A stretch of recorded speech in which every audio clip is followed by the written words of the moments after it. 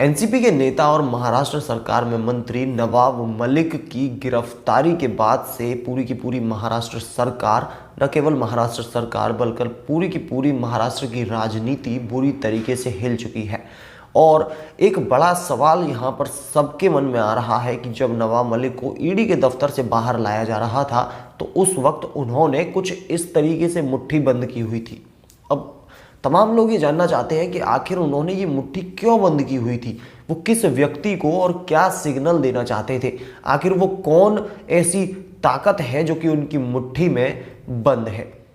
नमस्कार दोस्तों, मैं हूं सचिन चौधरी और आप देख रहे हैं हिंद टॉक्स। आज इसी के पूरे विषय में मैं आप लोगों से बात करने वाला हूं। न केवल बात करने वाला हूं बल्कि विद प्रूफ मैं आप लोगों को वो सब दिखाने वाला हूं जिससे आपको भी ये पता चल जाएगा कि आखिर नवाब मलिक ने ये मुट्ठी बंद होने का इशारा किसकी तरफ किया था और वो कौन सा व्यक्ति है जो उनकी मुट्ठी में बंद है।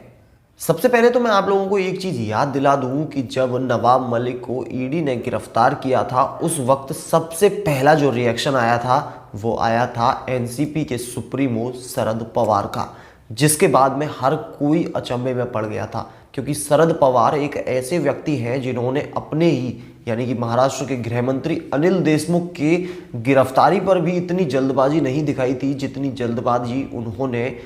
नवाब मलिक की गिरफ्तारी पर दिखाई थी। मैं आप लोगों को बता दूं कि सबसे पहले जो रिएक्शन आया था वो आया था शरद पवार का, उसके बाद में सुप्रिया सूले,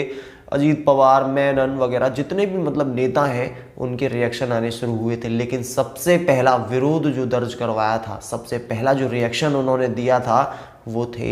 एनसीपी के सुप्रीमो शरद पवार। इसके अलावा दूसरी बात जो कि यहाँ पर आप लोगों को सोचने को मजबूर कर देगी, जब शरद पवार अपना इंटरव्यू दे रहे थे तो उस वक्त उनके सामने एक रिपोर्टर खड़ा था जिससे उन्होंने बोला था कि अभी आप लोगों को पूरी जानकारी नहीं है। यानी कि उन्होंने उस रिपोर्टर से कहा था कि अभी आपको पूरी जानकारी नहीं है, आप अभी पूरा सच नहीं जानते हो। और उन्होंने उसके बाद में एक चीज़ ऐसी कही थी जो कि सच में उन्हीं को उल्टा फंसा गई। दरअसल शरद पवार ने उनसे कहा था कि जब मैं मुख्यमंत्री था तो मुझ पर भी इस तरीके के झूठे आरोप लगाए गए थे और बस उन्होंने जैसे ही ये बोला तभी से उनका फंसना शुरू हो गया और तमाम ऐसे सारे सबूत, तमाम ऐसी कड़ियां दर कड़ियां जुड़ती चली गई जिससे पता चलने लगा कि आखिर नवाब मलिक की मुट्ठी में, उस बंद मुट्ठी में वो कौन था जिसके बलबूते पर वो ईडी दफ्तर से बाहर आते वक्त इतना खुश दिख रहे थे और कुछ इशारा दे रहे थे कि मेरी जो ये बंद मुट्ठी है इसमें कौन है वो मुझे बचा ही लेगा। तो सबसे पहले मैं आप लोगों को बता दूं कि जैसे ही शरद पवार का ये बयान सामने आया कि जब मैं मुख्यमंत्री था तो मुझ पर भी बहुत तगड़े तगड़े आरोप लगाए थे, तो आपको एक हिलाने वाला सच मैं आप लोगों को बता दूं कि जिस वक्त मुंबई के अंदर ब्लास्ट हुए थे यानी कि 93-94 वाला वो टाइम, उस वक्त महाराष्ट्र के अंदर और कोई नहीं बल्कि शरद पवार ही मुख्यमंत्री थे। जी हाँ, हो सकता है आप में से बहुत से लोगों को ये बात नहीं पता हो या फिर आप लोगों ने इसके बारे में जानकारी करने की चेष्टा ना करी हो, लेकिन मैं आप लोगों को बता दूं कि जिस वक्त महाराष्ट्र के अंदर ब्लास्ट हुए थे उस वक्त महाराष्ट्र के मुख्यमंत्री शरद पवार ही थे। न केवल इतना बल्कि उनके मुख्यमंत्री बनने के केवल और केवल 6 दिन के भीतर ही मुंबई में ये सब बम धमाके जो हैं वो हुए थे। और उन्हीं बम धमाकों के बाद में शरद पवार का एक सबसे बड़ा झूठ जो है वो भी सामने आया था और इसको कोई दूसरा व्यक्ति नहीं बल्कि खुद शरद पवार ही सामने लेकर आए थे। दरअसल जब इन बम धमाकों के बाद में पूरी तरीके से महाराष्ट्र दहल उठा था उस वक्त शरद पवार ने दूरदर्शन को दिए हुए इंटरव्यू में कुछ ऐसी बातें बोली थी जो कि उन्हें झुठलाकर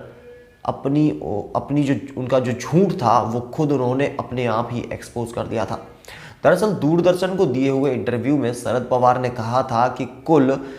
11 धमाके नहीं बल्कि 12 धमाके हुए हैं। जी हाँ, मुंबई के अंदर वैसे तो 11 धमाके हुए थे, लेकिन दूरदर्शन को इंटरव्यू देते वक्त शरद पवार ने ही अपने मुंह से ये कहा था कि मुंबई के अंदर 11 नहीं बल्कि 12 धमाके हुए हैं। और वो उन्होंने इसलिए कहा था क्योंकि जितने भी 11 के 11 धमाके हुए थे वो हुए थे हिंदू बस्तियों में। और शरद पवार ने ये झूठ इसलिए बोला था कि कहीं ये विरोध जो है वो ज़्यादा सांप्रदायिक ना हो जाए।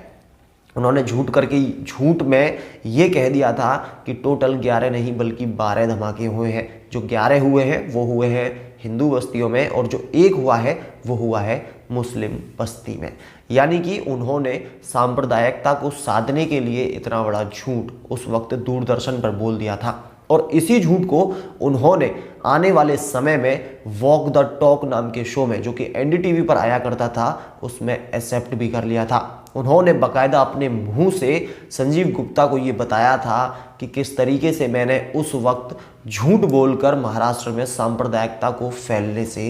रोक दिया था। अब इसके बाद में जब शरद पवार नवाब मलिक की गिरफ्तारी के ऊपर बयान दे रहे थे, तब उन्होंने एक सवाल ऐसा किया, एक जवाब ऐसा बोला, जिसके बाद में वो खुद ही घिर गए। दरअसल उन्होंने एक लाइन ऐसी कही जिसमें उन्होंने कहा था कि आखिर ऐसा क्यों होता है कि हर मुस्लिम को दाऊद इब्राहिम के साथ में जोड़ दिया जाता है। तो यहाँ पर लोगों ने उनसे एक सवाल पूछा है कि दाऊद इब्राहिम जब एक आरोपी बना था तो उस वक्त वहाँ के मुख्यमंत्री, यानी कि उसको आरोपी बनाने वाले खुद आप ही थे, यानी कि आप ही की सरकार ने दाऊद इब्राहिम को आरोपी बनाया था, और उसके बाद में अगर उसके साथ में किसी का नाम जुड़ता है तो इसमें कहीं ना कहीं गलती आपकी भी है। अब बड़ा सवाल यहाँ पर ये उठता है, और महाराष्ट्र की राजनीति में जो हलचल चल रही है वो ये है कि जिस मुट्ठी का जिक्र नवाब मलिक ईडी दफ्तर से बाहर आते वक्त कर रहे थे, कहीं उसके तार 93-94 वाले इस पूरे के पूरे कांड से तो नहीं है। क्योंकि जिस तरीके से मैंने आपको शरद पवार के झूठ बताए हैं, और जिस तरीके से शरद पवार की नवाब मलिक की गिरफ्तारी के ऊपर अचानक से और सबसे तेज़ी से प्रतिक्रिया आई थी, तो उसे देखकर तो यही लगता है कि नवाब मलिक की मुट्ठी में कोई राजा बंद है। यानी कि नवाब मलिक जो है वो किसी राजा का नवाब है, जिसकी मुट्ठी में कुछ ऐसे राज दफन हैं जो कि हो सकता है कि एक बार फिर से महाराष्ट्र की राजनीति को 90 के दशक में ले जाए। अब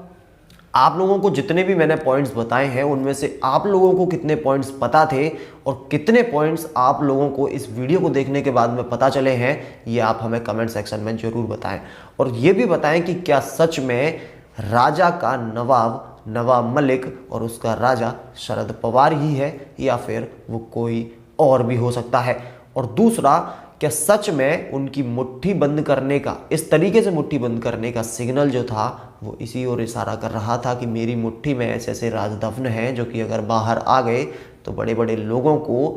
परेशानी हो सकती है, और इसीलिए अब या तो आप मुझे बचा लीजिए या फिर मैं ये मुट्ठी खोल दूंगा। आप लोगों की जो भी राय है, आप लोगों की जो भी पॉइंट ऑफ व्यू है, आप लोगों के जो भी विचार हैं, वो आप हमें कमेंट सेक्शन में ज़रूर बताएं। और इसी तरीके की और भी तमाम वीडियोस देखने के लिए, तमाम बड़ी अपडेट्स देखने के लिए चैनल को ज़रूर सब्सक्राइब कर लें।